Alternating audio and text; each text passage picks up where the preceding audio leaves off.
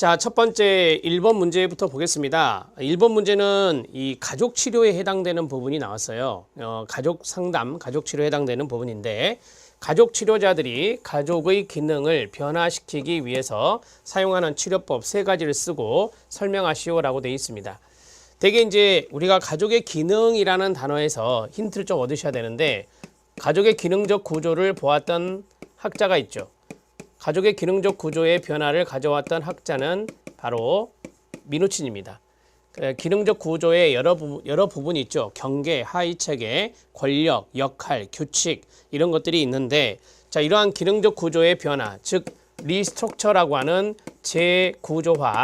재구조화를 목적으로 하는 치료가 바로 미누친의 구조적 가족 치료입니다.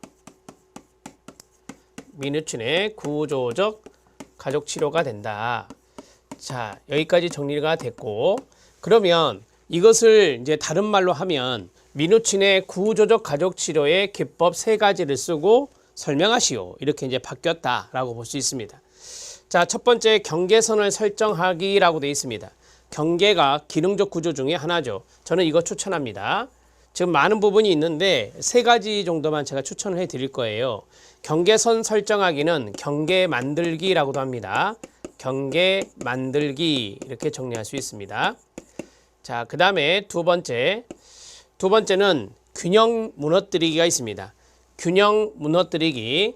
이 균형 무너뜨리기는 균형 깨뜨리기라고도 합니다. 균형 깨뜨리기 이렇게 정리할 수 있습니다. 자, 그 다음에 가족 신념에 도전하기가 있고요. 그 다음 넘기시면 재현하기와 그 다음에 합류하기가 있습니다. 이 재현하기는 별표 쳐놓으시고요. 실현이라고도 합니다. 자, 실현이라고도 하는데 영어로는 enactment라고 합니다. 영어로는 enactment 이렇게 정리할 수 있습니다. 자, 그 다음에 합류하기, joining이라고 하죠. 합류하기도 체킹해 주시면 도움이 되겠습니다. 자, 저는 3가지를 체킹해 드렸습니다. 첫 번째 경계선 설정하기, 경계 만들기와 4번째 재현하기, 실현, 그 다음에 마지막에 있는 합류하기, 조이닝 3가지를 추천해 드렸습니다. 앞에서부터 보겠습니다. 경계선 설정하기는 미누친은 그랬죠. 가족의 경계가 기능적인 가족에서는 명확한 경계다. 그리고 기능적이지 못한 역기능적 가족에서는 밀착된 경계라든지 분리된 경계가 있다. 그러면 밀착된 경계 같은 경우는 너무 간섭이 심하기 때문에 좀 떨어뜨릴 필요가 있고, 그 다음에 분리된 경계는 너무 무관심하기 때문에 약간의 친밀성이 필요하다. 이러한 것들이 바로 경계선 설정하기, 경계 만들기의 기법입니다. 경계선이 너무 지나치게 경직되어 있다. 경직이 바로 분리라고 하거든요. 자, 그랬을 때는 유연하게 변화시킬 필요가 있다라고 했어요. 좀 더 쉽게 하면 좀 더 친밀하게 다가갈 수 있게 해주는 것이고, 지나치게 모호하다. 모호의 다른 말은 밀착이거든요. 만약에 밀착되어 있다면 명료하게 경계선을 설정한다라고 했어요. 자, 조금 어느 정도는 떨어뜨릴 필요가 있다라고 하는 거죠. 가족원 간의 경계거든요. 그래서 구성원들을 조금 더 독립될 수 있도록 밀착되어 있기 때문에 약간의 자율성을 부여할 필요가 있다라고 하는 거죠. 자율성을 부여하면 바로 명확한 경계선이 되는 거거든요. 그래서 우리가 이제 이걸 그림으로 하면 여기가 이제 명확한 경계라고 하거든요.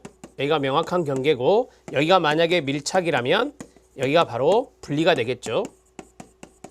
자, 이 경계선을 이렇게 만들어 주는 거예요. 그래서 밀착된 경계는 어떻게 한다? 좀 자율성을 갖게 해주고, 그 다음에 분리된 경계는 어떻게 한다? 좀 더 친밀하게 해주는 것이죠. 그렇게 했을 때 명확한 경계를 가질 수 있겠죠. 이게 바로 경계선을 설정하는 방법입니다. 추천합니다. 자, 두 번째 균형 깨뜨리기입니다. 가족의 고착된 관계 구조가 있어요. 고착된 관계 구조가 있으면 어떻게 해야 돼요? 고착돼 있기 때문에 변화를 시켜야 되잖아요. 이 고착된 관계 구조가 이제까지 쭉 고착되어 왔으니까 균형되어 왔단 말이에요. 이걸 일종의 가족의 항상성이라잖아요. 그걸 무너뜨려야 돼요. 그래서 변화시키기 위해서 의도적으로 균형을 무너뜨리며 새로운 구조가 생성되도록 노력한다라고 했어요. 대개 이 균형 깨뜨리기는 권력적인 측면, 가족의 기능적 구조에 권력이 있거든요. 그래서 아버지가 만약에 권력을 너무 많이 가지고 있다. 그렇게 고착된 관계로 왔었다. 이러한 고착된 관계 구조가 바로 가족의 문제를 일으키기 때문에 이러한 것들을 변화시킬 필요가 있다라고 하는 것이죠. 그렇게 했을 때 약한 권력을 갖고 있는 그 구성원들에게 이 치료자가 편을 들어주는 거죠. 쉽게 말하면. 자, 편을 들어줘서 의도적으로 균형을 무너뜨리는 거예요. 무너뜨려서 새로운 구조가 생성될 수 있도록 권력의 한마디로 적응적 균형이 생성될 수 있도록 해주는 것이 바로 균형 무너뜨리기, 균형 깨뜨리기가 됩니다. 자, 가족 신념의 도전하기입니다. 여기는 이제 가족의 신념이 있잖아요. 우리가 신념을 다른 말로 뭐 인지적인 부분, 생각적인, 사고적인 부분으로 이야기하는데 역기능적인 가족의 신념이 있다. 이걸 포착해서 도전함으로써 가족 구성원이 새로운 관점에서 상호작용할 수 있도록 유도한다라고 했습니다. 그러니까 이런 가족의 신념도 어찌 보면은 가족의 기능이라고 볼 수 있거든요. 그래서 이 가족이 역기능적인 부분의 내용을 보니까 가족의 신념에 문제가 있더라. 그래서 가족의 신념을 역기능적인 신념을 포착을 해서 거기에 도전하도록 하고 그러한 측면에서 가족원들은 새로운 관점에서 서로 상호작용을 해볼 수 있을 것이다 라고 하는 겁니다. 역기능적 신념 도전하기, 가족 신념에 도전하기는 참고하셔도 될 것 같습니다. 자, 그 다음에 네 번째 재현하기입니다. 이넥트먼트는 실제 역기능적인 측면의 내용들을 실제로 가족치료 세팅에서 해보는 거예요. 치료 시간 중에 가족 구성원들에게 역기능적인 행동이나 반응을 실제로 재현하도록 하는 겁니다. 실제로 재현하도록 하는 것. 그것이 바로 이넥트먼트, 실현, 재현하기다. 이렇게 보시면 됩니다. 자, 가족 구성원들에게 역기능적인 행동의 대표적인 것이 무엇일까요? 뭐 대표적으로 앞에서 말씀드렸던 밀착된 부분, 막 간섭하는 행동 이런 것들이 있잖아요. 무관심하는 행동 이런 것들이 있잖아요. 그러한 것들에 대해서 실제로 가족 구성원들이 가족에서 하는 것처럼 가정에서 하는 것처럼 재현하는 겁니다. 자, 합리화기입니다. 한마디로 말해서 인간적인 관여를 하는 건데요. 치료자가 인간적인 관여를 하는 겁니다. 인간적인 관여, 인발브를 하는 거예요. 그렇게 해서 이 새로운 상호작용을 촉발하는 겁니다. 자, 우리가 치료자가 가족에 이제 관여를 할 때 저도 가정이 있고 저 가정에도 이런 문제가 있습니다. 이런 경우도 이런 경험도 해보았습니다. 이런 식으로 치료자가 이야기를 해주면서 그 가족에 합류를 하는 겁니다. 그래서 새로운 상호작용을 촉발시키고요. 가족의 구조를 새롭게 재구성하는 겁니다. 가족의 구조를 새롭게 재구성하는 것을 앞에서 제가 리스트럭처, 재구조화다 이렇게 말씀을 드린 바가 있었죠. 이런 재구조화는 바로 합류하기를 통해서 이루어질 수 있는 부분이다 이렇게 보시면 되겠습니다. 자, 저는 이제 여기 모범담안에 있는 내용을 모두 말씀을 드렸고 이제 제가 체킹해 드린 것을 간단하게 보고 넘어가겠습니다. 경계선 설정하기는 말씀드렸습니다. 명확한 경계가 기능적인 가족이기 때문에 밀착된 가족과 분리된 가족의 경계선을 명확하게 설정하는 거다. 그 다음에 재현하기는 가족 치료 세팅 시간에, 가족 치료 시간에 가족이 가정에서 보이는 역기능적인 행동들이 있을 것이고 반응이 있을 것인데 그걸 실제 가족 치료 시간에 해보는 것입니다. 자, 합류하기는 가족의 치료자가 인간적인 관여를 하는 거예요. 인간적인 관여를 해서 새로운 상호작용을 촉발시키고 촉진시키고 그 다음에 가족을 재구조하는 것이다. 이렇게 보시면 되겠습니다. 자, 실력 따지기 내용 보겠습니다. 실력 따지기는 여러분들이 이제 1급에 나왔던 기출 문제는 아니지만 나올 수 있는 것들을 좀 넣어드려서 선별해서 넣어드렸습니다. 사티어의 의사소통 가족치료 아시죠? 사티어의 경험적 가족치료라고도 하죠. 경험적 가족치료, 의사소통 가족치료, 경험적 치료라고만 쓰겠습니다. 자, 의사소통 유형이 5가지가 있잖아요. 자, 가로 안에 들어갈 의사소통 유형은 뭐냐라고 했습니다. 자, 우리가 이제 자신, 그 다음에 타인, 그 다음에 상황, 이 3가지의 변인으로 5가지의 유형이 나오거든요. 자, 그러면 바로바로 하겠습니다. 자신을 중요하게 생각하지 않습니다. 나는 괜찮아, 나 신경 쓰지 마.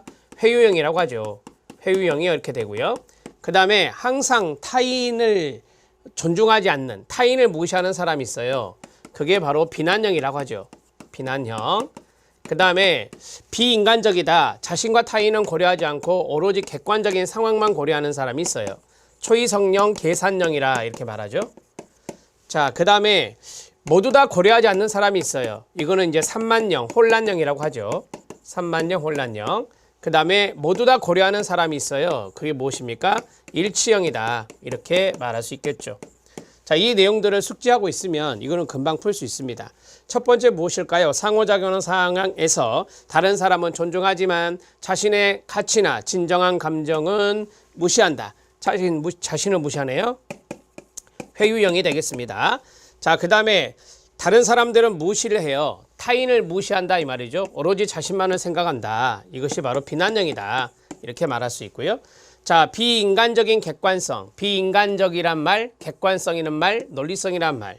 자, 자신과 다른 사람, 타인을 과소평가한다. 초이성령, 계산령이다. 초이성령, 계산령이다. 이렇게 말합니다. 자, 그 다음에 주변 상황과 관계없는 소란스럽고 버릇없는 행동을 많이 하며 혼란스럽답니다. 혼란형이라고 하는데요. 되게 산만형으로 많이 하죠. 산만형. 마지막 자신 타인 상황 모두 존중하고 신뢰합니다. 그러면 일치형이다. 이렇게 말할 수 있겠죠. 자, 정리됐습니다. 두 번 설명했기 때문에 충분히 이해할 수 있을 것 같고요. 정답은 이렇게 됩니다.